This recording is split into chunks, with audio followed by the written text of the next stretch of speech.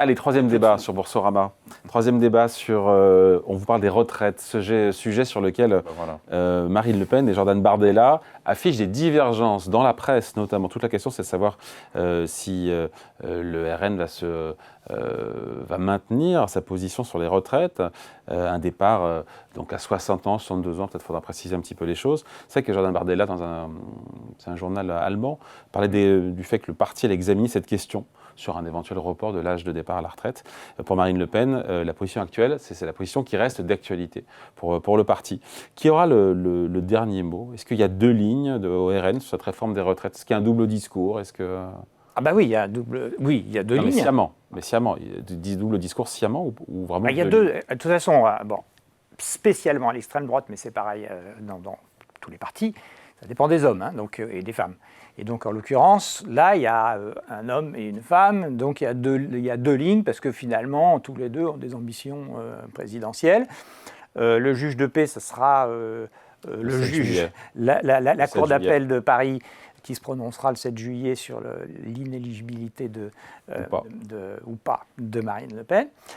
Mais en l'occurrence, il y a effectivement, facialement, semble apparaître, finalement, à la fois deux clans et puis mais c'est joué, c'est sincère. Oui, c'est parce que justement le flou permet de capter et de parler à tout le monde, ou est-ce qu'il y a vraiment une idée de fracture? Je pense qu'il y a un peu les deux.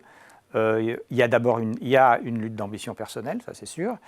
Mais derrière, en fait, il y a une évolution lente du Rassemblement national, historiquement, depuis la prise de pouvoir de Marine, en 2012, qui a construit sa croissance sur la captation des anciens électeurs communistes du nord de la France. En gros, le lepénisme, c'était un lepénisme du sud, de la Côte d'Azur, on va dire, des petits patrons, des artisans, de toute cette frange-là.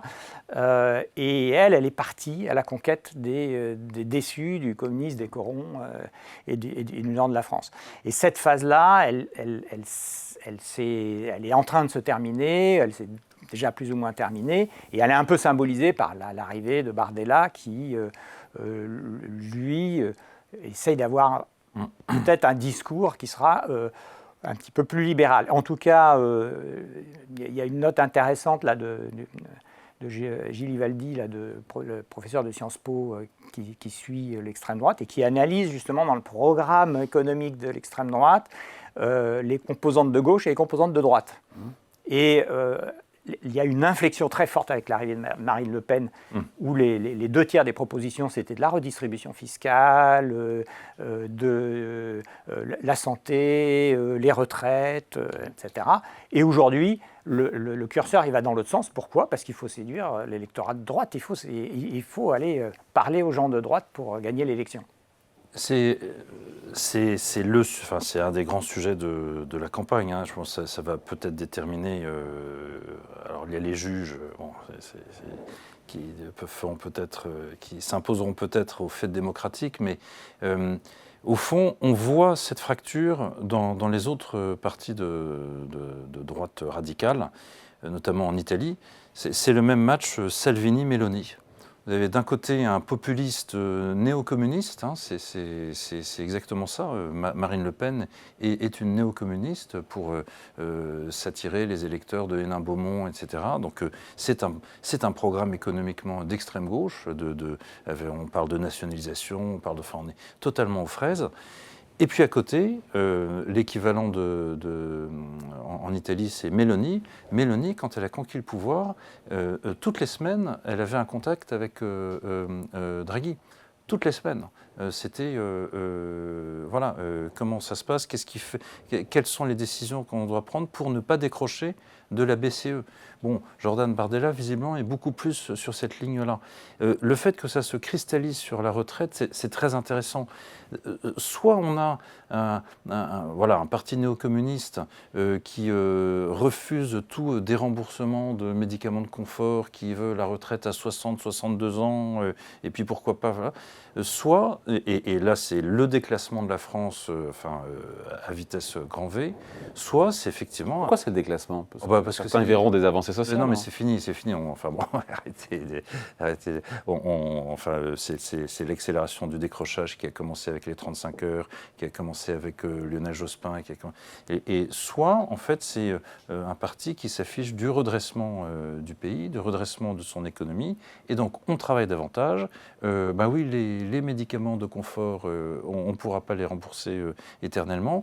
Et là, on récupère la droite, on récupère le RPR, on récupère les gaullistes, mais c'est totalement orthogonal avec les promesses faites par Marine Le Pen aux électeurs de Hénin-Beaumont.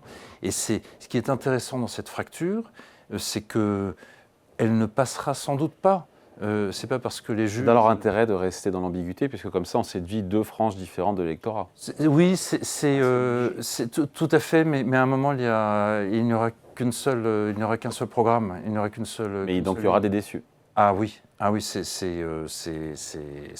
soit ils vont réussir à conquérir la droite, et là, ils ont sans doute un boulevard pour à la fois prendre le pouvoir et gouverner, soit ils se vautrent dans l'extrême gauche, économiquement parlant. Dans l'extrême gauche, hein. C'est un programme d'extrême gauche. C'est une nationalisation, il n'y a pas une once d'économie libérale dans le discours de Marine Le Pen. Oui, c'est pas tout à fait quand même un programme, c'est pas tout à fait copie conforme avec celui de LFI par exemple, qui est très axé sur la redistribution sociale. Mais c'est vrai que, en fait, le Rassemblement national, il est dans une stratégie de conquête. Et quand on est dans une stratégie de conquête, il faut rassembler le plus de gens possible. Pour rassembler le plus de gens possible, il faut dire ce que les gens ont envie d'entendre. Et donc c'est ce qu'ils font. C'est-à-dire qu'ils ont aujourd'hui un programme économique qui donne à tout le monde. Enfin, mais ça, tous les partis finalement ont genre de problème, mais eux, c'est la première fois que ça leur arrive. Et donc, il faut qu'ils fassent plaisir à tout le monde, à la fois aux gens, donc aux communistes du Nord, aux Le Penistes du Sud, mais aussi mais maintenant aussi aux patrons, aux grands bourgeois de la droite classique, aux lecteurs du Figaro, etc. Philippe me regarde. Et il faut que tous ces gens-là trouvent du grain à moudre en quelque sorte. Le problème, c'est que c'est un problème de conquête, c'est pas du tout un problème de gouvernement. Donc après, une fois qu'on arrive au gouvernement, zut, alors on ne peut pas faire parce que c'est totalement antinomique. Donc Chirac disait on gagne, après on voit. Ouais, c'est ça. Mais là, c'est puissance 10, c'est-à-dire que c'est totalement incohérent. C'est un programme totalement incohérent, mais qui est un programme de conquête. Et donc, ils sont quand même un peu... Il va y avoir je pense qu'il va y avoir effectivement une clarification dans un programme, ça c'est sûr. Elle a déjà commencé avec les différentes échéances, le budget 2026, tout ça. Il va y avoir une clarification, mais elle sera quand même suffisamment floue pour pouvoir effectivement faire cette OPA sur la droite qui est l'objectif. Si aujourd'hui il rencontre Le Pen et Bardella rencontrent les patrons, etc., c'est pour s'assurer qu'il ne va pas y avoir de tir de barrage, que déjà leur neutralité, ça sera pas mal, quoi. Et donc, et ça fait effectivement partie de cette grande OPA sur la droite, et ce sera un enjeu. Donc le RN n'est pas en train de changer de position spécialement, on ne sait pas, sur les retraites, parce que c'est quand même le sujet qui nous anime là. Et en fait, ils ont deux grands dangers devant eux, c'est la fracturation ou l'incohérence. La fracturation ou l'impossible cohésion. Et si on était leurs opposants, on taperait quotidiennement là-dessus. Mais ça, curieusement, voilà, peut-être que la campagne n'a pas encore démarré, mais c'est leur plus grande faille. C'est idem sur les sujets de redistribution, d'assistance sociale, tout le débat sur le travail qui ne paye pas assez, le redonner de la valeur au travail, arrêter de subventionner par l'assistance le non-travail. C'est très audible par une partie par la droite et une petite partie du RN. Et inaudible. Totalement inaudible. Oui. Vous savez, une des insultes, m'a-t-on rapporté, une des insultes régulières qu'on fait au siège du RN, c'est traiter quelqu'un de droitard. Quelqu'un qui est trop à droite, économiquement. Voilà, tout est dit. Mais ils sont condamnés à un virage libéral. Ils ne seront pas là. Pourquoi ? Parce qu'ils n'auront pas les votes de droite s'ils ne font pas un virage libéral. Absolument. Quitte à perdre un petit bout à gauche. Quitte à perdre un petit bout à gauche. Donc ils vont faire de l'ambiguïté de genre, on abroge la loi sur les retraites de la dernière. On revient à 62, mais on va faire un système. Ils avaient déjà imaginé des trucs comme ça avec des systèmes de retraite progressive, en mettant des critères un petit peu partout sur la pénibilité, etc. Enfin bon, il y a des chances en tout cas qu'il y ait quelque chose qui soit assez compliqué à déchiffrer et à lire au final pour qu'ils se laissent des marges de manœuvre. Mais de toute façon, sur le plan macroéconomique, ça ne tient pas debout, les économies, les recettes qu'ils attendent, de la baisse de la contribution de la France à l'Union européenne, enfin ça a très peu de sens. Donc il va y avoir encore des surprises. Allez, merci à tous les deux. Philippe Escande, éditorialiste économique, et Édouard Tétrault, essayiste et chroniqueur au Figaro. Merci à tous les deux. Lundi, pas d'émission en direct, mais le livre de Laurent Alexandre Vive, jusqu'à 1000 ans.